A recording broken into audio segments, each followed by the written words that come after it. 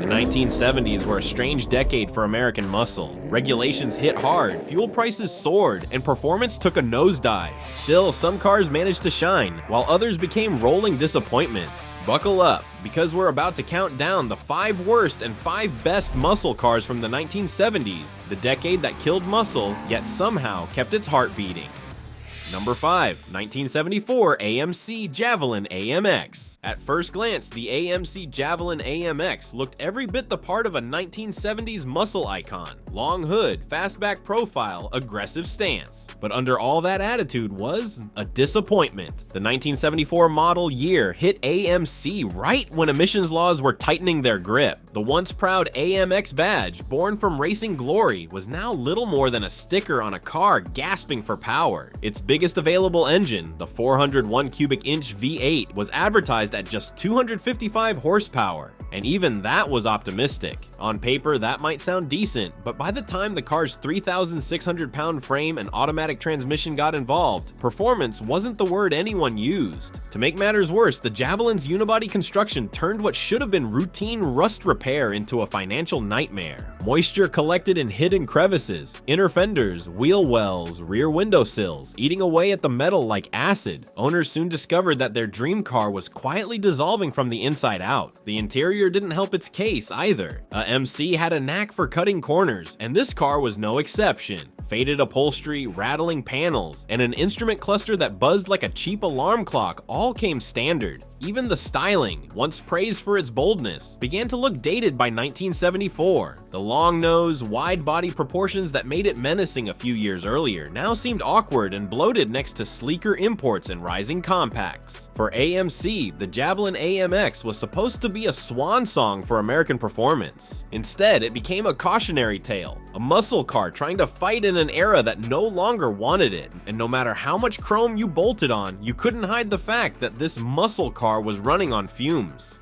Number 4, 1976 Chevrolet Camaro Rally Sport. By 1976, the once legendary Camaro was a shadow of its former self. What began as Chevrolet's proud challenger to the Mustang had turned into a bloated, sluggish cruiser that looked fast but wasn't. Under the hood, the optional 350 cubic inch V8 barely managed 165 horsepower. That's right, a car that once terrorized drag strips could now be outrun by a family sedan. And thanks to the newly added safety gear, thicker steel panels, and emissions equipment, the Camaro had packed on pounds like it spent the 70s at an all-you-can-eat buffet. It tipped the scales at nearly 3,800 pounds, making its weak engine work twice as hard just to keep up with traffic. The result? A muscle car that drank fuel like a V8 but moved like a minivan. Even worse, the oil crisis made that thirst expensive. Every fill-up was a painful reminder that this Camaro was living in the wrong decade. Inside, things weren't much better. Chevrolet tried to modernize the cabin, but modern in 1976 apparently meant plastic that cracks when you look at it.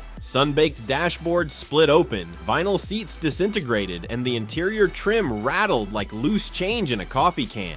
And the build quality? Questionable at best. Paint quality was inconsistent, rust showed up early, and parts fit together with the precision of a jigsaw puzzle from the bargain bin. Even when new, owners complained about squeaks, leaks, and panels that didn't quite line up. Handling wasn't much to brag about either. The suspension setup was outdated, steering was vague, and rear drum brakes struggled to slow the car's growing mass. The Camaro still looked the part. Long hood, split bumper, stripes, but it was all theater. Underneath, the muscle had melted away. The saddest part? This wasn't a bad car because Chevrolet didn't care. It was bad because the era wouldn't let it be good. Regulations, gas shortages, and cost cutting had clipped its wings. And so, one of America's greatest performance icons limped through the decade, carrying a name that deserved better.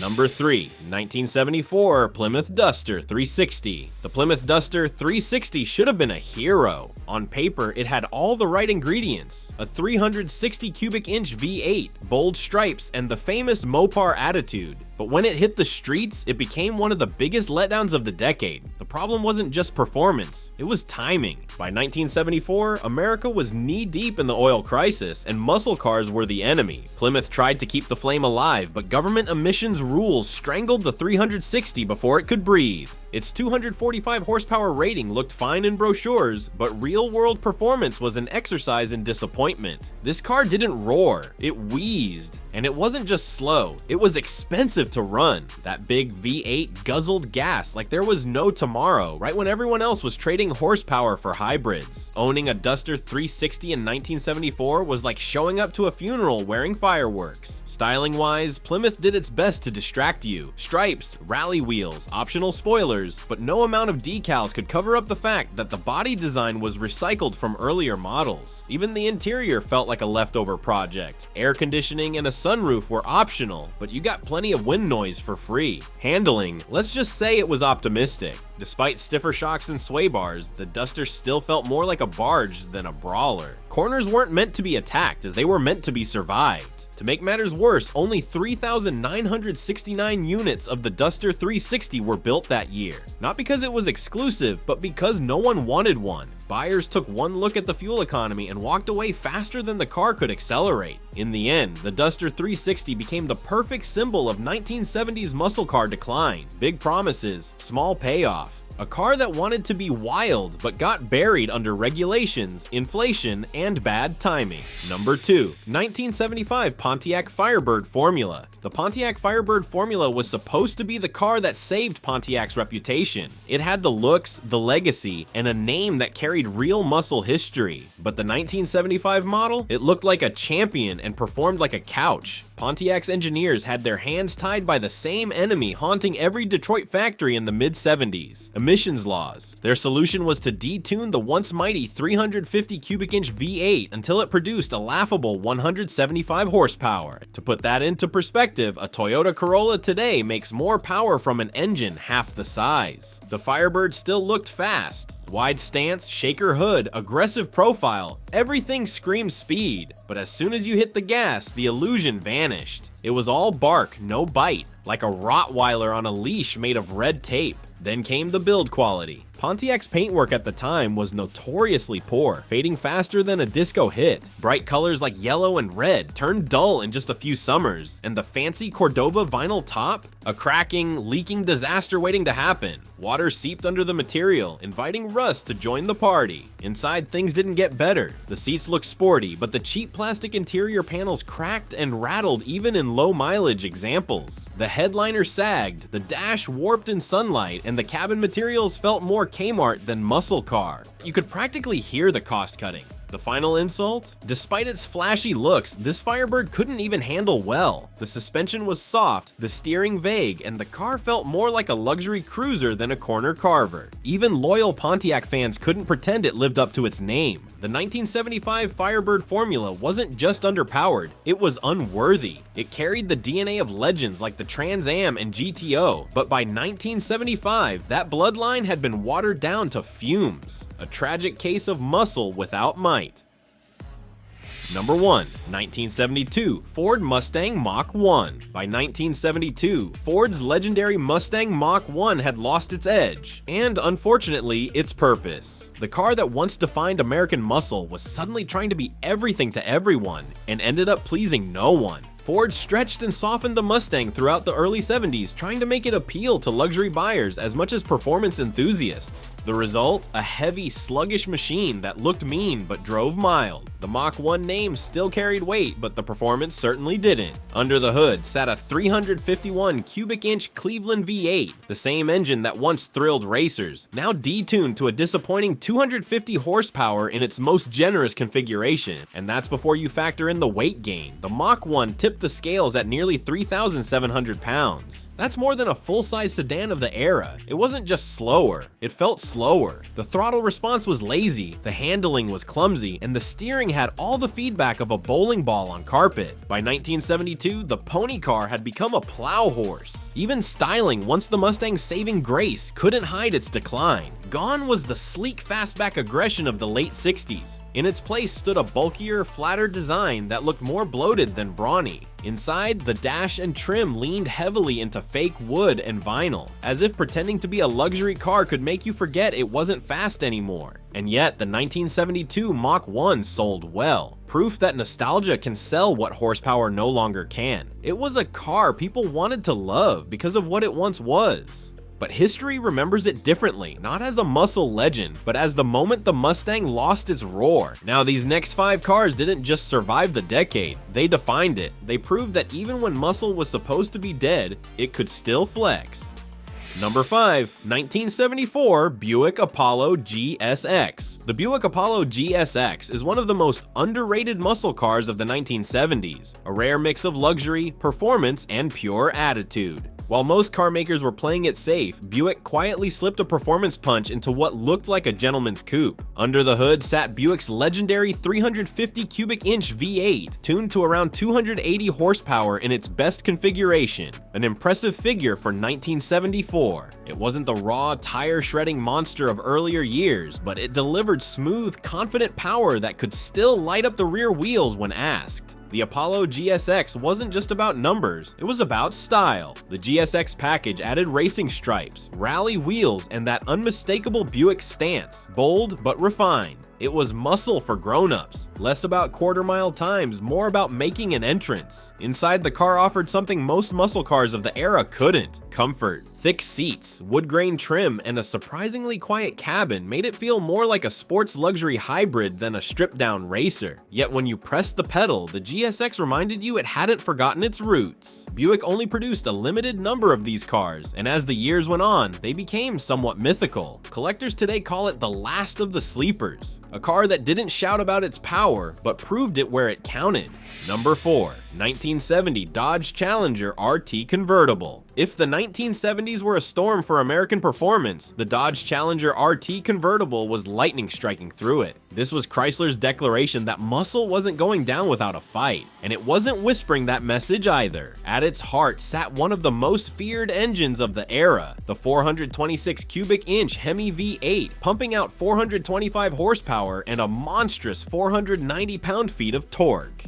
Those numbers weren't marketing hype, they were genuine ground-shaking truth. Mash the throttle, and the Challenger didn't accelerate so much as it detonated forward. The convertible version made it even more special. Only a handful were built, making it one of the rarest and most desirable mopars ever produced. It was a contradiction on wheels, a boulevard cruiser with the soul of a drag racer. You could drop the top, hear the Hemi roar, and feel like the king of both comfort and chaos. Stylistically, the Challenger hit all the right notes. It shared Chrysler's new E-body platform with the Plymouth Cuda, giving it muscular proportions that still turn heads today. From the long, sculpted hood to the wide rear stance, it was pure intimidation, but with just enough elegance to make it timeless. Inside, Dodge didn't skimp either. The cockpit was driver-focused, with deep bucket seats, rally gauges, and the iconic Hurst pistol grip shifter, all of it screaming performance. Even small details like the twin-scoop hood and R/T badging told you this wasn't built for show, it was built for dominance. The Challenger RT Convertible embodied everything that made the early 1970s the final golden moment of American muscle.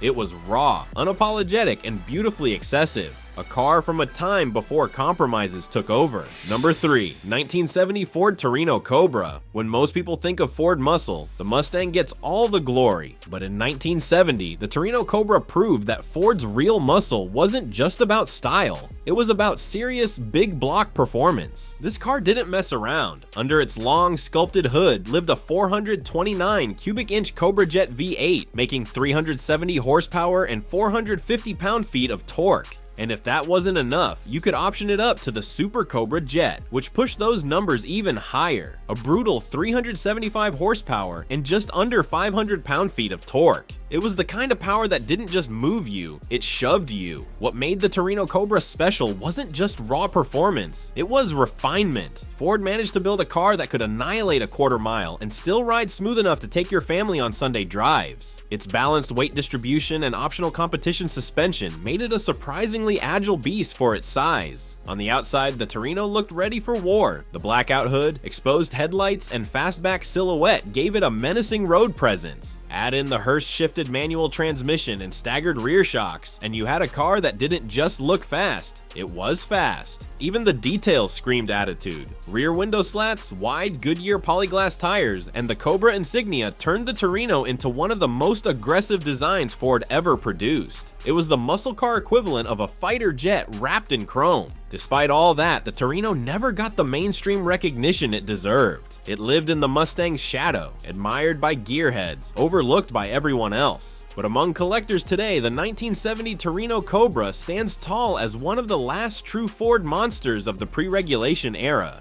Number 2, 1970 Chevrolet Chevelle SS 454. If the muscle car era had a king, the 1970 Chevrolet Chevelle SS 454 wore the crown, and it didn't wear it quietly. This was Chevrolet's answer to every horsepower war challenge thrown its way, and it came armed to the teeth. Under that cowl induction hood lived a legend, the LS 6454 cubic inch V8, rated at 450 horsepower and 500 pound-feet of torque. Those were factory numbers, but anyone who's ever driven one knows they were conservative. Real output, closer to 500 horses, easy. The Chevelle didn't accelerate, it erupted. To put it in perspective, this car could run the quarter mile in just over 13 seconds, bone stock. In 1970, that kind of performance was supercar territory, achieved not with finesse or technology, but with brute force displacement and American defiance. Visually, the SS454 had presence in spades. The dual racing stripes, wide stance, and domed hood made it look like it was in motion even when parked. And with its unmistakable rumble, you could hear one coming long before you saw it. Inside, the Chevelle blended business and brawn. Bucket seats, a center console, and the iconic horseshoe shifter made it clear this wasn't just transportation, it was intimidation.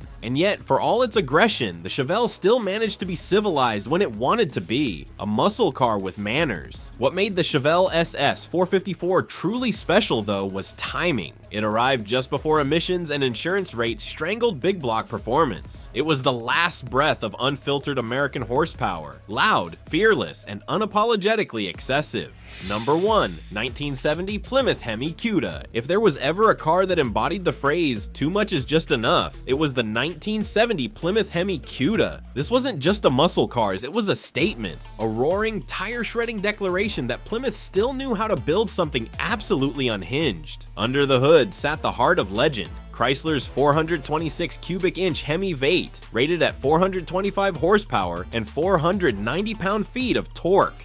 That number alone doesn't tell the whole story. This engine was built for dominance. Forged internals, hemispherical combustion chambers, twin 4-barrel carburetors, the kind of hardware that turned stoplights into drag strips. In the right hands, the Hemi Cuda could do the quarter mile in 13.5 seconds at nearly 105 miles per hour. For 1970, that was ridiculous. And the sound, and that deep guttural roar, what it didn't just announce your arrival, it warned everyone else to move. Few cars have ever sounded as violent, as alive, or as gloriously unnecessary. The Cuda's design matched its power perfectly. Built on Chrysler's new E-body platform, it had muscular haunches, a shorter wheelbase than its Dodge Challenger cousin, and proportions that screamed performance. The twin scoops, the bold colors like lemon twist and plum crazy, the hockey stick side stripes, it wasn't subtle. It was art with attitude. Inside, it was all business. A pistol grip shifter, rally gauges, and optional 11-inch front disc brakes made it clear this car wasn't built for comfort. It was built to win. Of course, all that performance came at a cost. A fully loaded Hemi Cuda was expensive, difficult to maintain, and not exactly fuel-friendly. Plymouth only built a handful, just 652 hardtops and a microscopic 14 convertibles in 1970. That scarcity, combined with its sheer performance, turned it into one of the most sought-after collector cars on Earth. Today, a genuine Hemi Cuda can fetch over $2 million